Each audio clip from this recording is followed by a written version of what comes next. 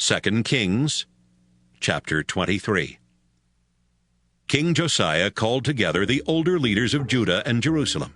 Then he went to the Lord's temple, together with the people of Judah and Jerusalem, the priests and the prophets. Finally, when everybody was there, he read aloud the book of God's law that had been found in the temple. After Josiah had finished reading, he stood by one of the columns. He asked the people to promise in the Lord's name to faithfully obey the Lord and to follow his commands. The people agreed to do everything written in the book. Josiah told Hilkiah the priest, the assistant priests, and the guards at the temple door to go into the temple and bring out the things used to worship Baal, Asherah, and the stars. Josiah had these things burned in Kidron Valley just outside Jerusalem, and he had the ashes carried away to the town of Bethel. Josiah also got rid of the pagan priests at the local shrines in Judah and around Jerusalem. These were the men that the kings of Judah had appointed to offer sacrifices to Baal and to the sun, moon, and stars. Josiah had the sacred pole for Asherah brought out of the temple and taken to Kidron Valley, where it was burned. He then had its ashes ground into dust and scattered over the public cemetery there. He had the buildings torn down where the male prostitutes lived next to the temple, and where the women wove sacred robes for the idol of Asherah.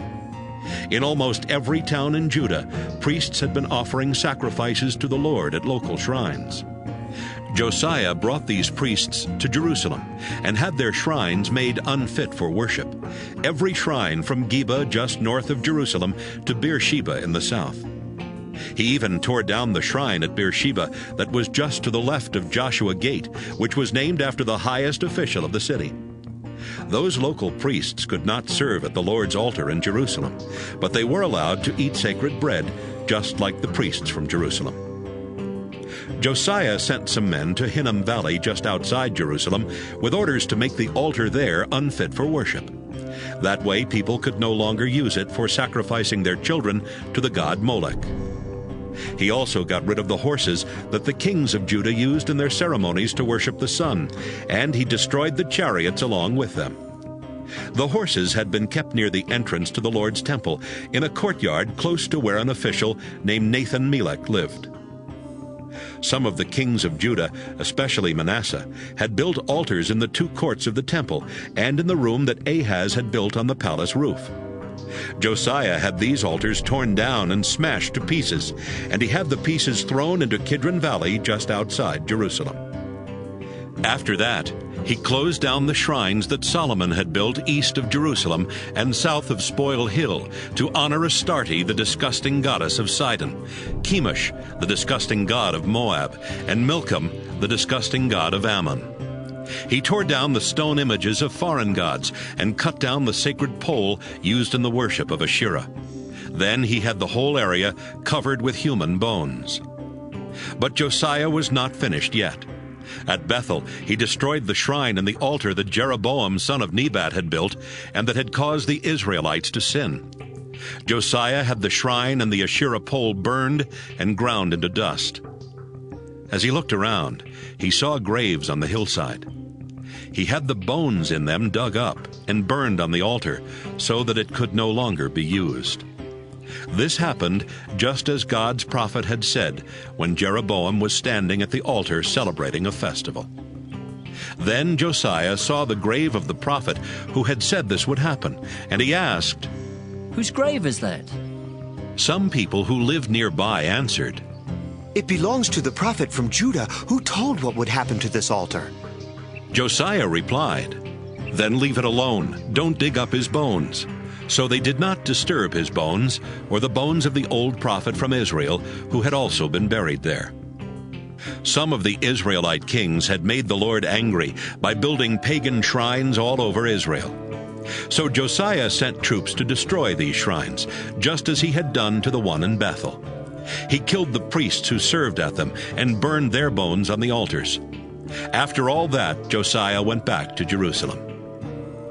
Josiah told the people of Judah, "Celebrate Passover in honor of the Lord your God, just as it says in the book of God's law." This festival had not been celebrated in this way since kings ruled Israel and Judah. But in Josiah's 18th year as king of Judah, everyone came to Jerusalem to celebrate Passover.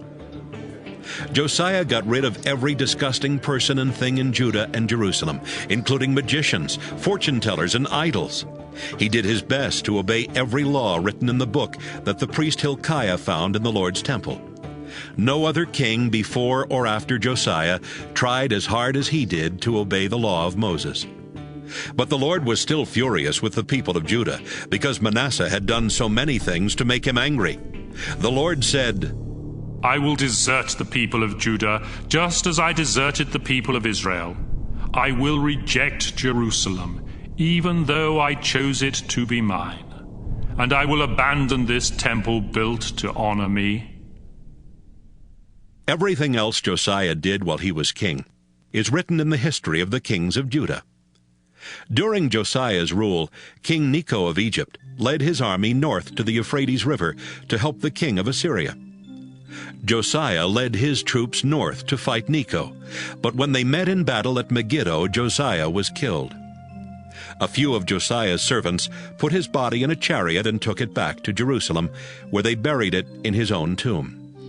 Then the people of Judah found his son Jehoahaz and poured olive oil on his head to show that he was their new king. Jehoahaz was 23 years old when he became king of Judah, and he ruled from Jerusalem only 3 months. His mother Hamutal was the daughter of Jeremiah from Libnah. Jehoahaz disobeyed the Lord just as some of his ancestors had done.